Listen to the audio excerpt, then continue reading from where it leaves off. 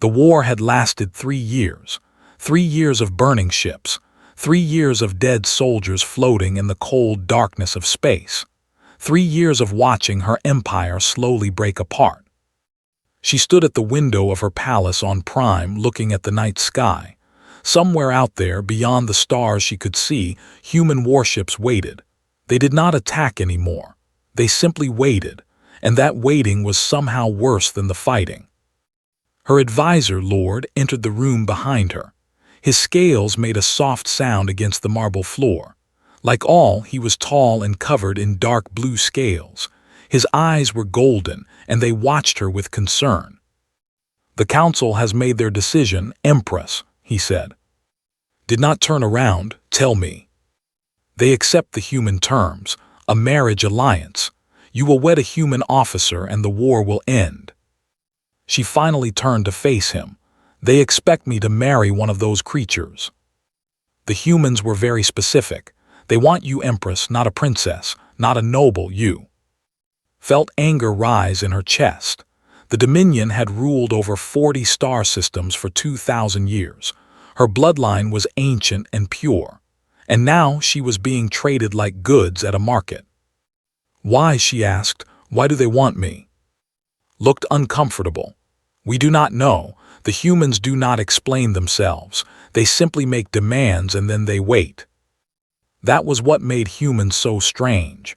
They were not like other species. They had fought many wars against many enemies. Most species would attack and then negotiate. They would show their strength and then talk about peace. But humans were different. When the first attacked human colonies 3 years ago, they expected an easy victory. Humans were new to the galaxy. They had only been traveling among the stars for about 200 years. They had no great empire, no massive fleets, no ancient weapons. But they fought back, and they did not stop. Had seen the reports. Human soldiers did not surrender. Human ships did not retreat. They fought until they were destroyed, and even then, sometimes the dying ships would fly directly into vessels, taking enemies with them into death. It was unsettling. It was wrong. No species should fight like that. And now they wanted her to marry one of them. "When?" she asked. "The human delegation arrives in 10 days. The ceremony will happen immediately after." "Do we know anything about the one I will marry?" Pulled out a small device and projected an image into the air. Looked at it with disgust and curiosity mixed together. The human was male. He had dark hair cut short and a face that looked plain and unremarkable. His skin was a light brown color, smooth and without scales. He had 2 eyes, a nose, and a mouth arranged in the typical human way. He wore a simple military uniform with no decorations. "His name is One," said. "He holds the rank of commander in the human navy. He is 34 years old. He has served in their military for 12 years. That is all. No family history, no political connections." Humans do not share such information freely. They are a very private species. Studied the image. The human looked so ordinary, so weak. He had no claws, no scales, no visible weapons on his body. How could such a creature be dangerous? But she remembered the war. She remembered the reports of human soldiers continuing to fight even after losing limbs. She remembered the stories of human pilots ejecting from destroyed ships, floating in space for days, and still being alive when rescue came. She remembered the way her own generals spoke about humans with something that sounded almost like fear. "Very well," she said. "I will do my duty for the Dominion." The 10 days passed quickly. Spent most of that time in meetings with her council. They discussed the terms of the peace treaty. They talked about trade routes and territory boundaries. They argued about reparations and prisoner exchanges. But mostly, they warned her about humans. "Do not trust him," General told her. "He was old and from many battles. One of his eyes was mechanical, a replacement for the one he lost fighting humans. They are not like us. They do not think like us. They do not feel like us." "What do you mean?" Leaned forward. I captured a human soldier once. We tried to question him. We used pain. We used threats. We promised him freedom if he would just give us information about his fleet. And he smiled at me. He was bleeding and broken, and he smiled. And he said something I will never forget. What did he say? Was quiet for a moment. He said, "You should have brought more soldiers." And then he died just like that. He simply stopped his own heart. Felt a chill run down her spine. That is impossible. I saw it with my own eye. Humans can control their bodies in ways we do not understand. They are dangerous, Empress. More dangerous than any species we have ever encountered. But despite the warnings, was not afraid. She was angry. She was being forced into this marriage and she hated it. But she was not afraid. She was the Empress of the Dominion. She had faced assassins and traitors and rebels. She would not be frightened by a small, soft-skinned creature with no claws. The day of the human arrival came. Dressed in her formal robes, dark purple fabric that shimmered with silver threads. She wore the crown of her ancestors, a circle of black metal set with blue gems. She looked powerful. She looked regal. She looked like an empress. She waited in the great hall of her palace, surrounded by her guards and advisors. The doors opened, and the human delegation entered. There were 5 of them. 4 were clearly soldiers, wearing armor and carrying weapons. They were tall for humans, muscular and alert. They scanned the room with careful eyes, noting every exit and every guard. But it was the 5th human who drew her attention. He walked in the middle of the group and he wore no armor, just a simple dark suit. He looked exactly like the image she had seen, plain and unremarkable. 1. Her future husband. He approached her throne and stopped at the correct distance. He bowed, a shallow but respectful gesture. "Empress," he said. His voice was calm and quiet. "Thank you for agreeing to this alliance." His language was perfect. No accent, no hesitation. He spoke as if he had been speaking it his entire life. "I did not agree," she said coldly. "I was given no choice." He looked at her and something flickered in his eyes. Was it amusement? Sadness? She could not tell. Human faces were difficult to read. "There is always a choice," he said. "You chose to save your people. That is admirable." She wanted to argue with him. She wanted to tell him that he knew nothing about her or her choices. But his words were not wrong, and she could not find a response. "The ceremony will take place tonight," she said instead. "You will be shown to your quarters until then." He bowed again, "As you wish." The guards led him away and watched him go. He moved quietly, almost silently. His steps were careful and controlled. He did not look around at the palace or the decorations or the guards. He simply walked, his eyes forward, his face calm. Approached her after the humans had left. "What do you think of him?" "He is strange," she admitted. "Quiet. He does not seem like a warrior." "The humans sent us his military record. He has been in 47 combat engagements. He has never lost." 47 turned to stare at her advisor. "That is impossible. Our best generals have perhaps 20 victories in their entire careers." "Humans are different. They fight constantly, against each other, against others. They never stop fighting." "Then why does he seem so peaceful?" Did not answer. Perhaps he did not know. The ceremony took place at sunset. It was a simple affair, much simpler than had expected. The humans did not want a grand celebration. They wanted only the legal bond, the formal contract that would join their species together. Spoke the ancient words of her people. One repeated phrases in his own language, words she did not understand. A document was signed. Hands were pressed together, her scaled palm against his smooth skin. And it was done. She was married to a human. That night they were left alone in the imperial chambers, stood by the window looking at the stars again. One sat on a chair across the room, silent and still.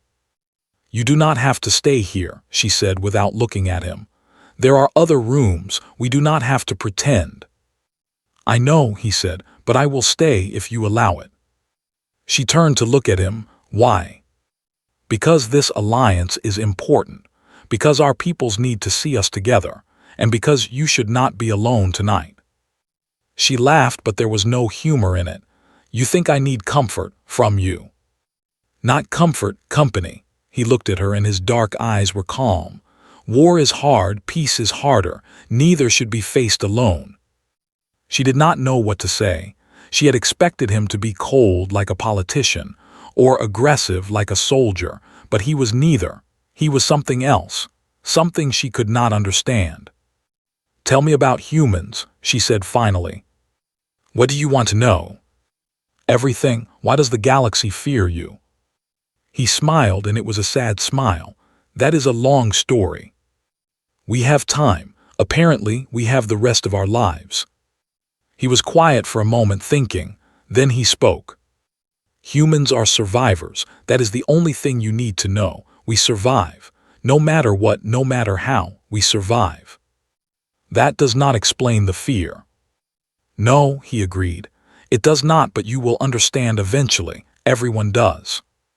And those words, spoken quietly in the darkness, frightened her more than anything else she had heard about humans. 2 weeks passed after the wedding, tried to continue her life as if nothing had changed. She attended council meetings. She reviewed trade agreements. She managed her empire, but everything had changed and she could not ignore it. The human was always there. One did not interfere with her duties. He did not demand attention or power. He simply existed beside her, quiet and patient, like a shadow that never quite went away. He attended meals with her. He walked with her through the palace gardens. He sat in the corner during her meetings, listening but never speaking. At first she resented his presence. Then she became used to it. And then, slowly, she began to notice things. It started with sleep. Needed 8 hours of rest every night like most, but one never seemed to sleep at all. She would go to bed and he would be sitting by the window reading something on his device. She would wake up and he would still be there in the same position, still reading. Do humans not sleep? She asked him one morning. He looked up from his device. We sleep, just not as much as other species. How much? I sleep about 3 hours each night. Sometimes less. 3 hours, that was barely anything. Could not function on 3 hours of sleep. She would be exhausted, unable to think. That is not healthy, she said. He smiled slightly. It is normal for me. My body does not need more. She wanted to argue, but she did not know enough about human biology to do so. She made a note to research it later. The second thing she noticed was his healing. One day, while walking in the garden, one cut his hand on a thorny plant. The cut was deep and blue blood seeped from the wound. Wait, no, looked closer. The blood was red, bright and strange. You should see a doctor, she said. It is fine, he replied, pressing his palm with his other hand. The next morning she saw his hand again. The cut was gone, not healed with a scar. Gone, as if it had never existed. Your hand, she said. He glanced at it. Yes, it healed. Overnight, a cut that deep. Humans heal quickly. It is one of our advantages. Stared at him. No species healed that fast. Not without medical treatment. Not without technology. Even the, with their advanced medicine, would need at least a week for such a wound to fully close. How is that possible? She asked. Evolution, he said simply. Our planet was dangerous. We adapted. That answer told her nothing, but she could see that he would not explain further. So she let it go and added it to her growing list of questions about humans. The third thing she noticed was how others treated him. The palace was home to many species. There were servants and guards, of course, but there were also diplomats and traders from other empires. They came and went, conducting business with the Dominion. And all of them avoided one. It was subtle at first. Notice that when her husband entered a room, conversations would pause. People would step aside, giving him more space than necessary. They would not meet his eyes. They would find reasons to leave. She confronted one of them about it, a trade minister from the Republic. They were a proud species, tall and elegant with silver skin. They feared no one. But when she asked about one, the minister's face changed. His silver skin turned pale. "Empress," he said carefully, "I mean no offense to your husband, but surely you know." "Know what?" The minister looked around as if checking for listeners. "The humans, we have heard stories, everyone has." "What stories?" He shook his head. "It is not my place to say, I apologize." And he walked away quickly, leaving confused and frustrated. She tried asking others. She got the same result: silence, avoidance, fear. No one would explain what they knew about humans or why they were so afraid. So she decided to find out for herself. The Imperial Archives contained records from every corner of the galaxy. Treaties and wars, trade agreements and scientific studies, all stored in massive databanks beneath the palace. If there was information about humans, it would be there. Went to the archives late one night, when most of the palace was asleep. The keeper of the archives, an old named, was surprised to see her. "Empress, it is very late. How can I serve you?" "I need access to historical records, military records, everything you have about humans." His golden eyes widened. "Humans, Empress?" "Yes, the species I married. I want to know more about them." He hesitated. "Most of the human records are classified. The Council restricted them before the war began." "I am the Empress. Nothing is restricted from me." He nodded slowly and led her into the depths of the archive. They passed rows and rows of data storage units, going deeper underground until they reached a section she had never seen before. "This is the restricted section," said. "Records from first contact with various species, wars, experiments, things the Council did not want the public to know. And humans are here." "Yes, but Empress, I must warn you. Some of these records are disturbing. They are not easy to read." "I will manage," she said. He gave her access to a private reading room and left her alone, sat down and began to search. The first files were simple. Earth. The human, it was a small planet mostly covered in water. The environment was harsh, with extreme temperatures and dangerous wildlife. Nothing unusual for a species' origin. But then she found the medical files. Humans were fragile. That was the first thing the report said. They had no armor, no scales, no natural weapons. Their skin could be cut by almost anything. Their bones could be broken with modest force. They should have been easy to kill. But they were not, because humans did not know when to die. The reports described human soldiers continuing to fight after losing limbs. They described humans surviving wounds that would kill any other species. They described humans pushing through pain that should have made them unconscious, their bodies flooding with chemicals that blocked the signals of injury. One report talked about a human who was captured and tortured for information. He did not break. After 3 days, he was so badly injured that he could not move. But when the guards came close, he bit out one of his own teeth and used it as a weapon to kill his captor. Another report described a human pilot whose ship was destroyed in battle. He floated in space for 4 days with a damaged suit, slowly freezing and running out of air. When rescue came, he was still alive. He should not have been. His body temperature had dropped to levels that would kill any in minutes, but his heart was still beating. His brain was still working. He survived. Read report after report. Each one was worse than the last. Each one painted a picture of a species that simply refused to die, no matter what was done to them. But it was not just their physical abilities that made them dangerous. It was their minds. One file described a human prisoner who had been held for months. He was treated well, given food and comfort, asked only simple questions. The guards thought he was harmless. He seemed broken, defeated. Then one day he escaped. He had been planning it the entire time. He had memorized guard rotations, identified weak points in security, and created weapons from objects in his cell. He killed 7 guards during his escape and stole a ship. He made it back to human space. When asked later how he did it, he said, "I was never broken. I was waiting." Waiting, that word appeared again and again in the files. Humans waited, they planned, they watched, and when the time was right, they acted with terrifying efficiency. Closed the files and sat in silence.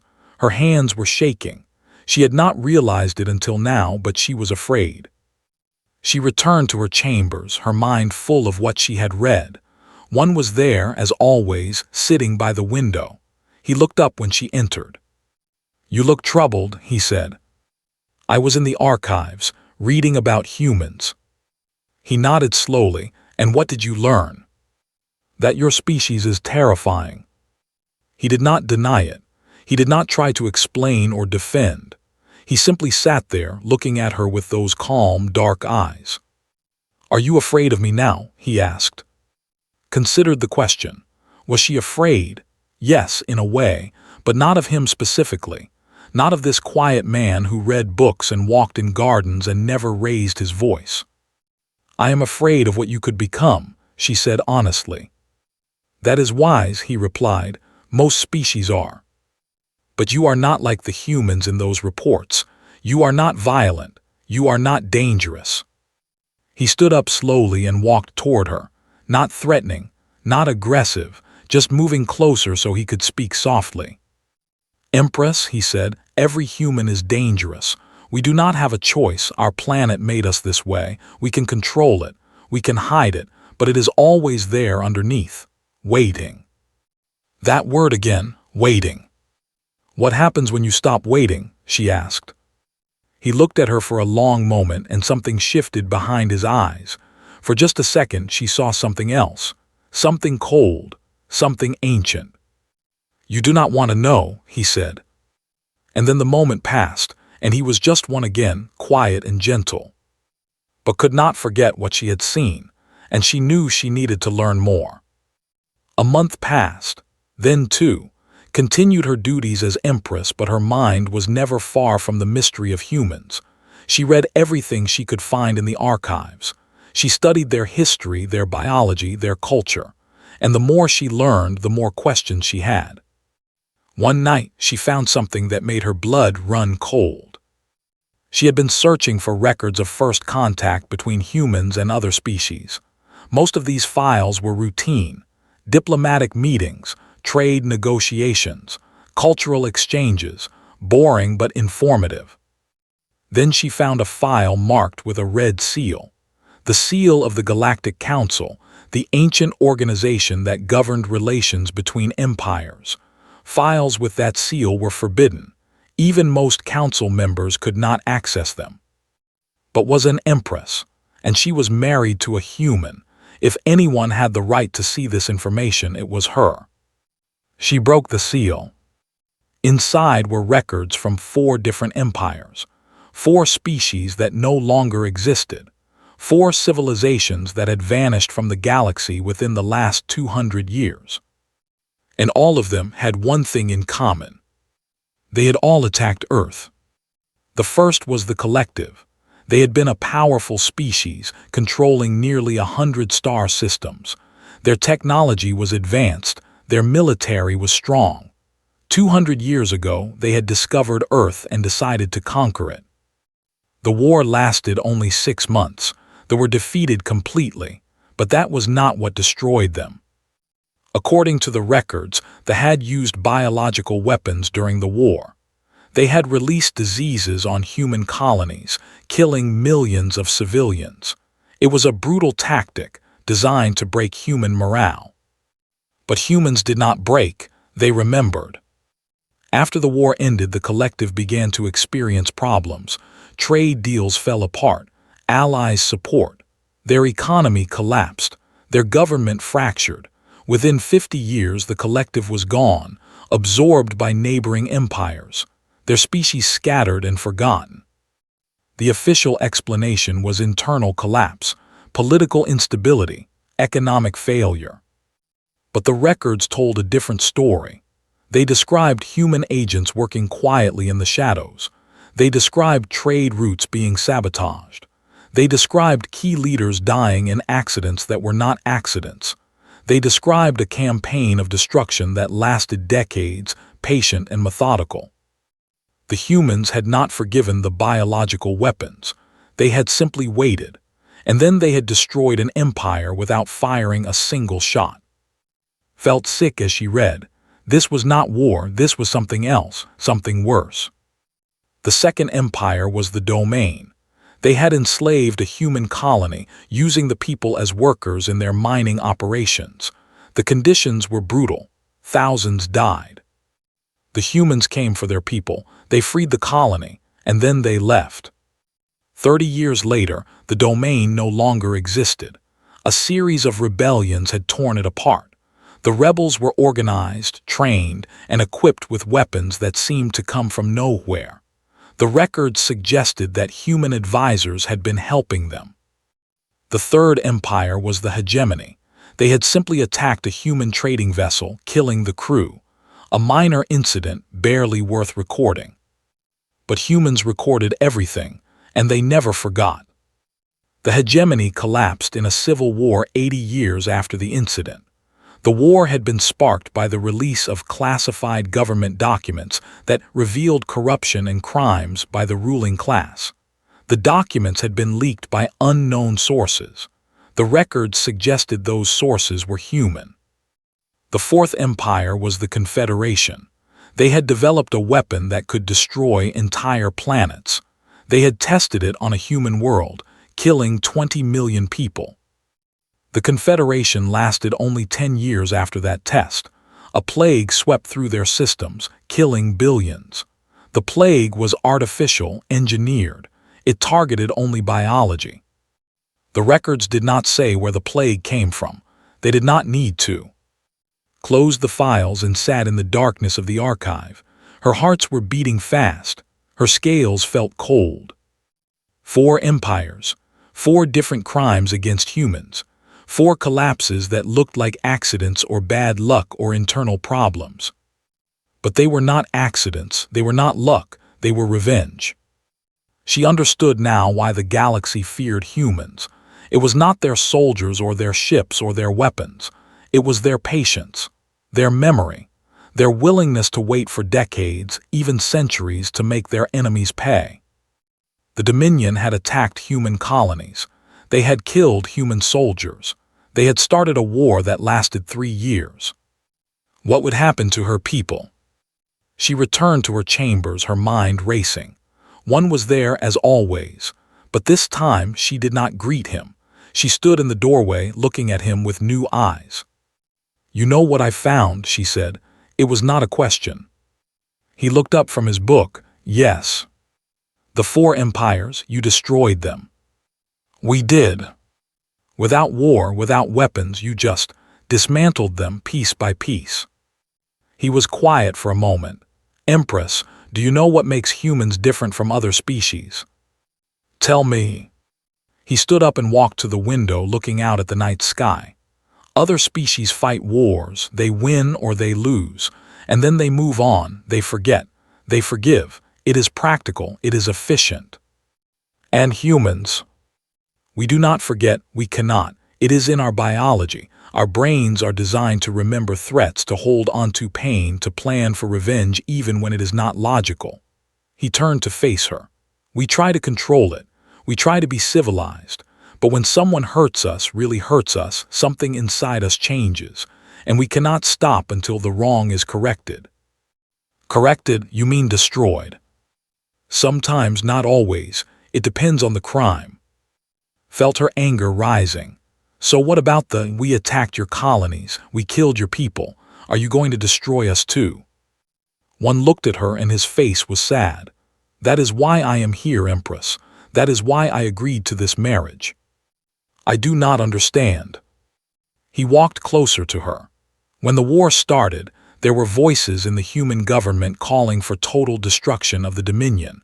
They wanted to do what we did to the others. They wanted to take apart your empire piece by piece until nothing was left. Blood went cold, and you stopped them. I volunteered for this mission.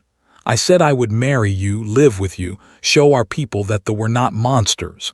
That peace was possible. Why would you do that? He smiled, but it was a bitter smile. Because I have seen what happens when we let our darkness win. I have seen empires fall. I have seen species vanish. And I am tired of it. I want something different. I want to prove that humans can be better than our nature. Did not know what to say. She had expected many things from this human. She had expected coldness. She had expected calculation. She had not expected this. You are trying to save us, she said slowly. I am trying to save everyone. You, your people, my people, the galaxy. He looked at her with eyes that held centuries of pain. I have seen too much death, Empress. I want to see something else. She stood there, staring at this strange creature. This human who had the power to destroy her entire civilization, but chose not to. This man who carried the weight of his species' darkness and tried to fight against it. What do you need from me? She asked finally. Just give me a chance. Let me show your people that humans can be trusted. Let me build bridges instead of burning them. And maybe in time we can create something new, something better. She thought about everything she had learned. The 4 empires, the long patience, the inevitable destruction. Her people had started this war. They had attacked first. By human logic, they deserved what was coming. But this human was offering a different path, a chance to avoid that fate. How do I know I can trust you? She asked. You do not, he admitted. That is the point. Trust is built, not given. It takes time, it takes effort, but it can be done. He held out his hand to her, that smooth, strange human hand. I am not asking you to trust me now, he said. I am asking you to give me the chance to earn it. Looked at his hand, then at his face, then at the stars outside the window where somewhere human ships waited. She took his hand. Very well, she said, we will try. And in the darkness of that room, with the weight of history pressing down on them both, something changed. Something small, something fragile. Something that might become hope. 6 months had passed since the wedding, found herself changing in ways she had not expected. She no longer saw one as a burden or a threat. She saw him as something else. A partner, perhaps.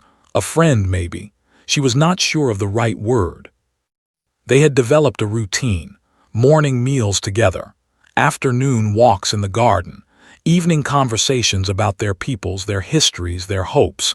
He was easy to talk to. He listened more than he spoke. And when he did speak, his words were careful and thoughtful. She had almost forgotten what he was, almost forgotten the files she had read, almost forgotten the 4 empires that no longer existed. Then the assassins came. It happened during a diplomatic gathering. Representatives from a dozen empires had come to Prime to celebrate the new peace. The great hall was full of music and conversation, stood near the center, greeting guests and making small talk. One was nearby, as always, but tonight he seemed different, tense. His eyes moved constantly, scanning the crowd. His body was still, but there was something coiled about him, like a spring waiting to release. What is wrong? She asked him quietly. Something is not right, he said. The pattern of the guards has changed, and there are faces here I do not recognize. She looked around. Everything seemed normal to her. The guards were at their posts. The guests were laughing and drinking. Nothing was out of place. You are being paranoid, she said. Probably, he agreed, but he did not relax. The attack came without warning. One moment was talking to a trade minister from a distant system. The next moment the minister pulled out a weapon and pointed it at her chest. His face was blank, his eyes empty. He was not a minister. He was a puppet controlled by someone else. Time seemed to slow down. Saw the weapon fire. She saw the beam of light racing toward her. She knew she could not move fast enough. She was going to die. Then one was there. He moved faster than she had ever seen anyone move. His body blurred, crossing the distance between them in less than a heartbeat. He grabbed her and twisted, putting himself between her and the weapon. The beam hit him in the back. He grunted but did not fall. He pushed her toward the floor, covering her with his body, and then he turned to face the attackers. There were 5 of them, 5 false guests, all pulling out weapons, all firing at the human who had just ruined their plan. Watched from the floor, unable to move, unable to speak, she watched as her husband did something impossible. He did not dodge the beams. He did not try to hide. He simply moved forward into the fire and began killing. The first attacker died before he could fire a second shot. One broke his neck with a single movement, casual and precise. The second attacker tried to retreat, but one caught him by the arm and twisted. The arm came off. The attacker screamed and collapsed. The third and fourth attackers were smarter. They tried to use the crowd as cover, hiding behind terrified guests. But one did not hesitate. He moved through the crowd like water, never touching an innocent, always finding his targets. He killed them with his hands, with their own weapons, with anything he could reach. The fifth attacker ran. He made it to the door before one caught him. The human grabbed the attacker by the throat and lifted him off the ground. "Who sent you?" one asked. His voice was calm, his face was blank, but his eyes were something else. They were dark and cold and empty, like windows into a void. The attacker struggled. I do not." "Who sent you?" The attacker's eyes went wide with terror. He had faced death before. He was trained for it, but this was something else. This was not a man holding him. This was something older, something hungry. "Lord," the attacker gasped. "He wants the peace to fail. He wants war." "Thank you," one said. Then he crushed the attacker's throat and let the body fall. The great hall was silent. Hundreds of beings stood frozen, staring at the human. 5 attackers lay dead or dying on the floor. The whole fight had lasted maybe 20 seconds. One turned to look at. There was blood on his hands, not his blood. Red mixed with other colors from the species he had killed. "Are you hurt?" he asked. She shook her head. She could not speak. She could not move. He walked toward her and the crowd parted before him. No one wanted to be near him. No one wanted to draw his attention. Even the guards, trained warriors all, stepped back as he passed. He knelt beside her and offered his hand. That same hand that had just killed 5 beings without hesitation. "It is over," he said softly. "You are safe now." She looked at him, at his face which was still calm, at his eyes which were slowly returning to normal, at the wound on his back where the weapon had hit him. "You were shot," she whispered. He glanced over his shoulder as if he had forgotten. "It is not serious. The beam did not penetrate deep." "Not serious. I saw it hit you. That weapon would have killed me instantly." "Humans are resilient. I will heal." She reached out and touched the wound. The flesh was burned and bloody, but it was already closing. She could see it happening, the skin knitting itself back together, the damage repairing itself in real time. "This is impossible," she said. "Not impossible, just human." Guards finally surrounded them. Advisors rushed forward, asking questions, issuing orders. The chaos of the aftermath began, but did not move. She stayed on the floor, holding her husband's hand, staring at the creature she had married. She had read the files. She had heard the stories. She had thought she understood what humans were capable of. She had understood nothing. That night after the chaos had settled, they were alone in their chambers. One sat by the window as always, but tonight did not stay across the room. She sat next to him, close enough to touch. "Tell me," she said, "tell me what happened to you, what made you like this." He was quiet for a long time. When he finally spoke, his voice was distant. "I was a soldier. I have been a soldier since I was 18 years old. I have fought in wars against other humans. I have fought in wars against other species. I have killed more beings than I can count. That does not explain what I saw tonight, the way you moved, the way you killed." He looked at her and there was pain in his eyes. When humans face danger, our bodies change. Chemicals flood our blood, our muscles become stronger, our senses become sharper. Time seems to slow down. We call it the survival response. Other species have similar responses, but not like that. Our response is different, more extreme. It evolved because our world was so dangerous. We needed every advantage to survive, and our bodies learned to push past limits that other species cannot even approach. He held up his hands and looked at them.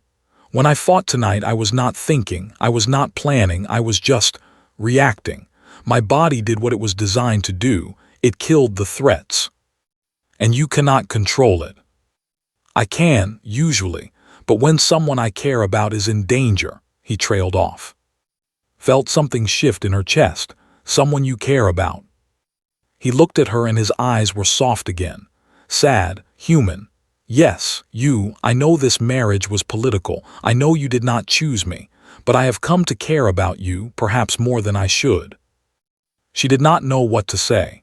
This human, this killing machine, this survivor of countless wars, had just admitted that he cared about her, and she believed him.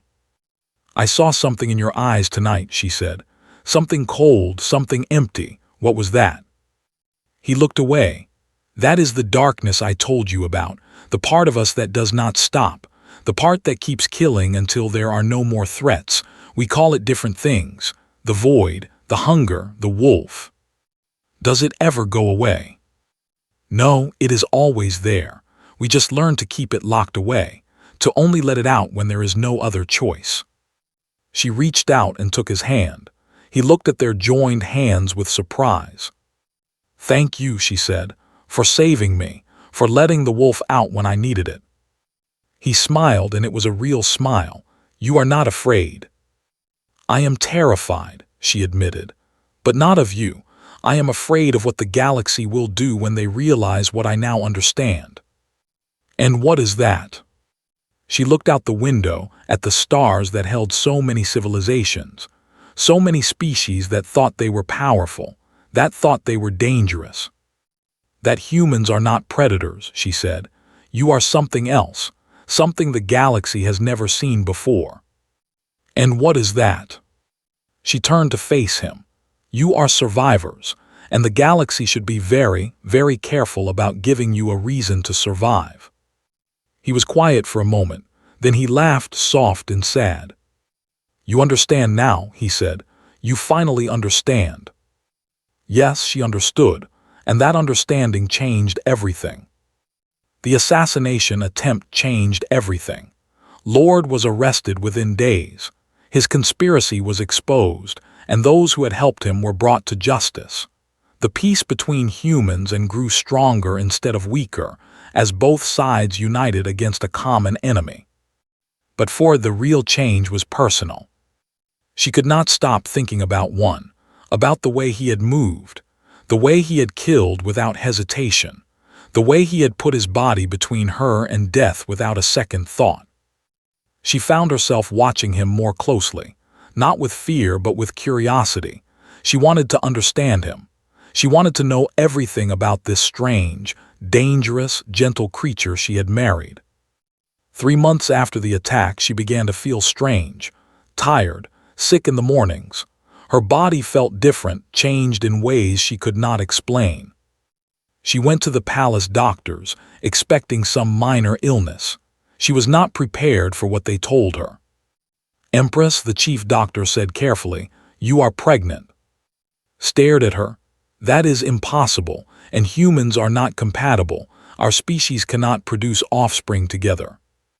The doctor looked uncomfortable. "That is what we believed, but it seems that belief was wrong. You are carrying a child, a hybrid, half human." The news spread quickly through the palace, then through the empire, then through the galaxy. A hybrid child, the first ever born between humans and another species. It was impossible, it was miraculous, it was terrifying. sat in her chambers, her hand on her stomach, trying to process what was happening. One sat across from her, his face unreadable. "Did you know?" she asked. "Did you know this could happen?" He was quiet for a moment. "I suspected. Humans are adaptable. Our genetics are strange. We have bred with species before, species that were thought to be incompatible. It does not always work, but sometimes it does." "Why did you not tell me?" "Because I was not certain, and because I wanted." He paused, choosing his words carefully. "I wanted you to choose me for myself, not because of what our children might become." She stared at him. "Choose you? This was a political marriage. There was no choice."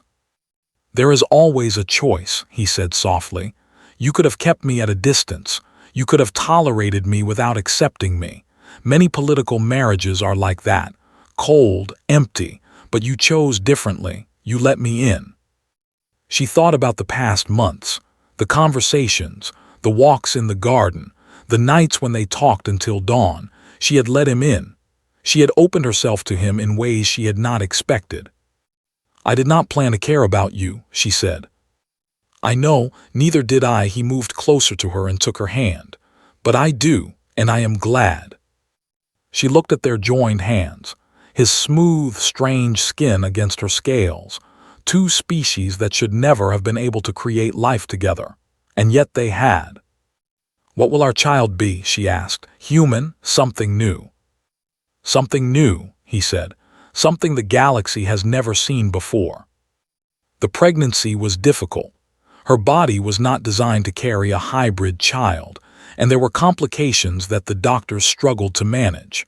But they adapted, using both human and medical knowledge to keep her healthy. And through it all, one was there. He stayed by her side constantly. He held her hand during the difficult moments.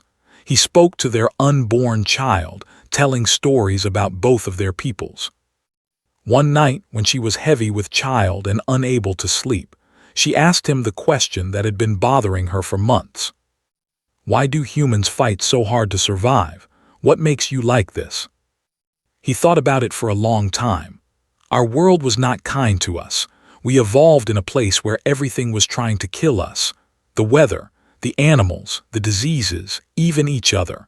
We had no claws, no armor, no natural weapons. We should have died out millions of years ago. But you did not. No, because we refused. We looked at a world that wanted us dead and we said no. We said we would live. No matter what, no matter the cost, we would survive. And that is what makes you so frightening to other species. Yes, because they have never faced anything like us. They fight for territory, for resources, for power, but we fight for existence. Every battle, every war, every conflict is just another version of that first fight against our own world. And we never stop.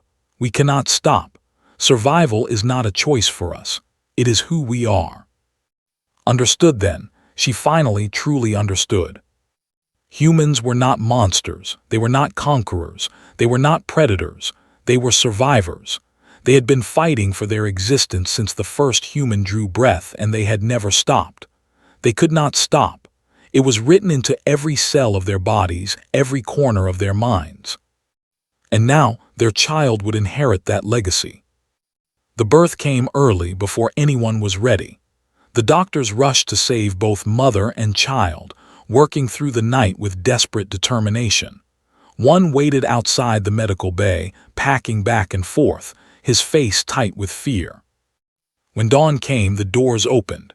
A doctor emerged, exhausted but smiling. "Congratulations," she said. "You have a daughter." They brought him to see his family. Lay in the bed, tired but alive, and in her arms was a small bundle of life. The child was beautiful. She had her mother's blue-scaled skin, but it was softer, more flexible. She had her father's dark eyes, but they held hints of gold. She had tiny claws that retracted into her fingers. She had a face that looked almost human, but entirely her own. One reached out and touched her face with one gentle finger. The child opened her eyes and looked at him, and then she smiled. "She is perfect," he whispered. She is impossible, said. She should not exist.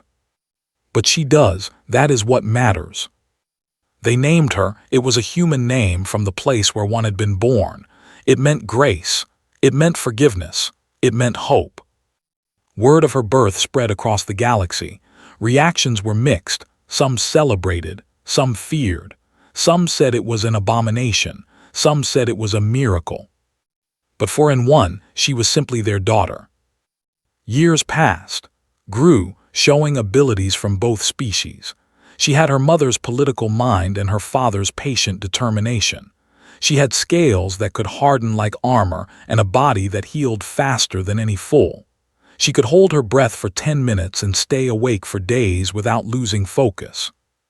She was something new, something the galaxy had never seen. And she was not alone. Other hybrid children were born as humans and formed more unions. Not all of them worked.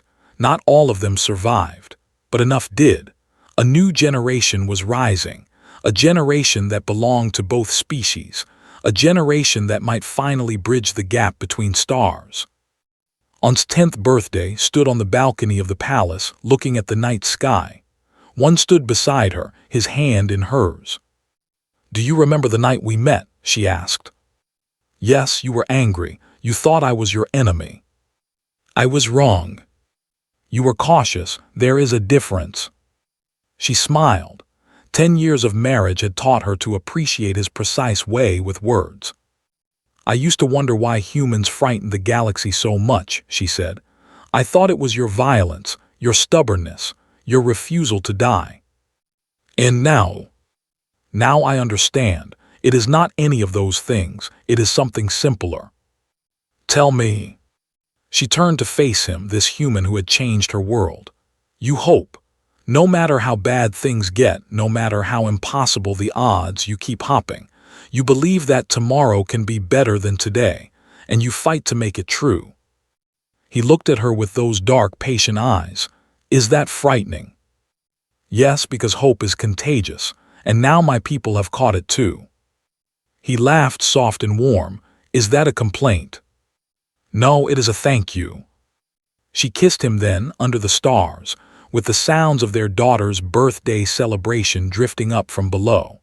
And in that moment, she understood the final truth about humans. They were survivors, they were fighters, they were stubborn and dangerous and impossible to kill. But more than anything, they were hope. They were the proof that even in a cold and uncaring universe, life could win, love could win, the future could be brighter than the past. The galaxy was right to fear them, but it was also right to welcome them. Because with humans at their side, anything was possible. Even peace, even happiness, even a blue-scaled girl with dark eyes and a smile that lit up the world. The story of and one was not a fairy tale. It was not easy or simple or free from pain, but it was real, and sometimes real was better than perfect. Sometimes real was enough.